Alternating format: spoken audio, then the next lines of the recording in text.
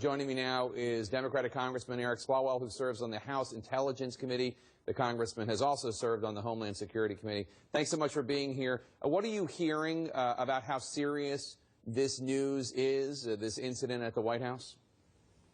Thanks, Jake. We're on high alert right now in America. We had a Western plane that left Paris that looks like it was brought down by a bomb just yesterday. We have a number of targets in the United States, and you can imagine that the Secret Service woke up this morning on a heightened sense of alert, knowing that people still seek to carry out attacks in the United States.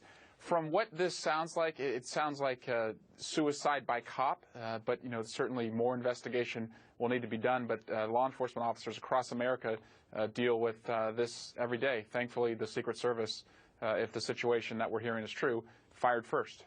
I also want to bring in former Homeland Security Secretary Tom Ridge, who served in the George W. Bush administration. Secretary Ridge, good to see you. This must have been a constant fear when you were Secretary of the Department of Homeland Security. Well, I think fear may not be quite the way to categorize it, but I do know that the Secret Service are constantly on the alert for situations such as this. And as I didn't recognize the individual that spoke just briefly, but before me. But the bottom line is that the Secret Service at a checkpoint did exactly as they're trained to do, and they've been subject to a lot of criticism over the past couple of months. But this is precisely why they're there, and they were trained to do precisely this. And the fact that the shot was directed toward a potential assailant, we'll find out more of the circumstances later on. But it's just commending them for doing the job that they were trained to do, and they did it very well today, it seems to me. And Congressman, if I could bring you back, today is it was on this day in 1995, so it's the 21st anniversary of the road, Pennsylvania Avenue, right in front of the White House, 1600 Pennsylvania Avenue, being closed to commuter traffic, obviously keeping places like Capitol Hill, places like the White House safe and secure is difficult, and even when precautions are taken, there are always those, whether they have political grievances or nefarious intent one way or another, or some of them perhaps mental issues, try to make their way to public officials and cause them harm. Jake, it's still the people's house, and we want the American public to be able to visit. I had constituents at the White House today from the Bay Area.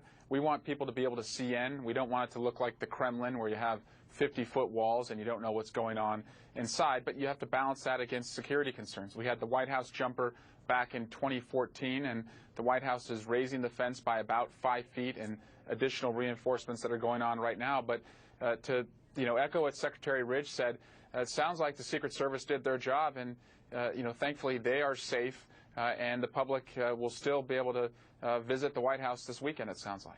And Secretary Ridge, that is the balance. Individuals like you, when you were at the Department of Homeland Security, and your successors and other national security officials always try to strike. You want there to be accessibility, transparency, but also there are security concerns. Jake, you nailed it. That's exactly right. I mean, they've taken some efforts over the past couple of years, obviously, to push the perimeter of security out. But at some point in time, there is a perimeter, and you do want people to penetrate that, law-abiding, peaceful citizens to penetrate it, whether you go into the Congress of the United States or the White House to visit. Again, with the vigilance of the Secret Service, with the added precautions, the pushing the perimeter out, it just seems to me that you always operate with the possibility that this might happen, but you have to be prepared for a potential assailant. They were prepared, and they did their job. All right, Congressman Eric Swalwell and former Secretary Tom Ridge, thank you so much. Good to see both of you. Thanks, Jake. Best wishes.